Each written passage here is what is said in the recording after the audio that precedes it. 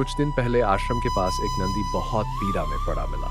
उसके चारों पैरों में भयानक घाव थे, ऐसे घाव जिनमें कीड़े पड़ चुके थे। उसकी चाल, उसकी ऊर्जा, सब कुछ दर्द में डूब चुका था। हमारे स्वामी रामानंद जी और हम कुछ सन्यासी भाई वहां पहुंचे। नंदी की हालत देखते ही मन कांप उठा। पैरों के भीतर तक कीड़े घुस चुके थे, खुर अंदर से सड़ चुके थे और घाव मिट्टी से भरे थे।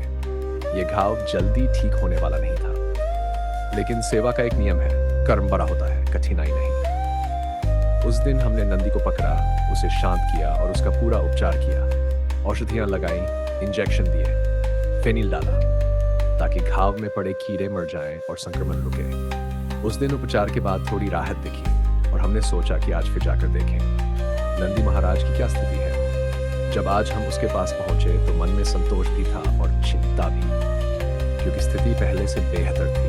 हम अभी भी गंभीर थे। चारों पैरों के कीड़े, संक्रमण, सड़न, ये कोई साधारण बीमारी नहीं। ये एक तरह का संक्रमण है जो हवा से भी फैल सकता है और आसपास के कई जानवरों में हमने ये देखा भी है।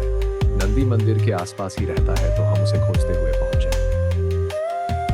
स्वामी रामानंद जी, जो पशु सेवा में विशेष हैं, उन्हें अकेले ही नंदी को संभाल लिया। मैंने भी साथ देकर उसे गिराया ताकि उपचार किया जा सके। फिर शुरू हुआ असली संघर्ष, घावों से कीड़े निकालना।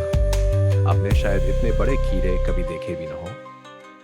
जब फेनिल डाला तो घाव से झाग उठा और अंदर छिपे कीड़े बाहर निकलने लगे। दर्द इतना था कि नंदी छटपटाने लगा, पर हम 3 लोग उसे थामे रहे। यहाँ मैं आप सभी को एक जानवर्धक बात बताना चाहता हूँ। गौवंश के घावों में कीड़े पड़ना मायोसिस एक गंभीर बीमारी है। ये अक्सर मक्खियों से फैलती है। जब मक्खी घाव पर अंडे देती है तो वे कीड़े बन जाते हैं।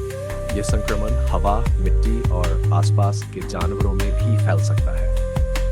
अगर समय पर उपचार न हो, खुर गलने लगते हैं और जानवर खड़ा भी नहीं हो पाता। यही कारण है कि गौ सेवा, नंदी सेवा और पशु चिकित्सा जागरूकता अत्यंत आवश्यक है।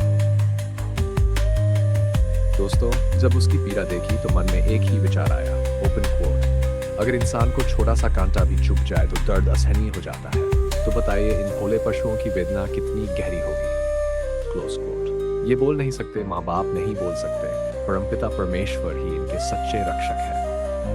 और हमें लगता है आज भगवान शिव ने ही हमें निमित्त बनाया, क्योंकि नंदी स्वयं शिव का वाहन है, शिव का गण है।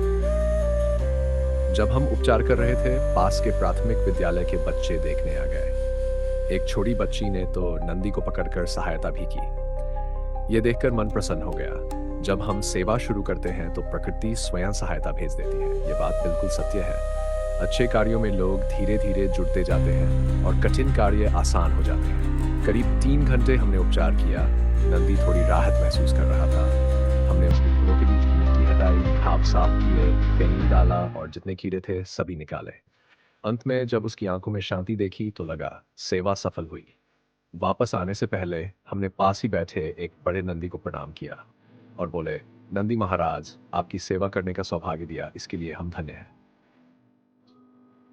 दोस्तों, जानवर बोल नहीं सकते पर उनके घाव बहुत कुछ कह जाते हैं।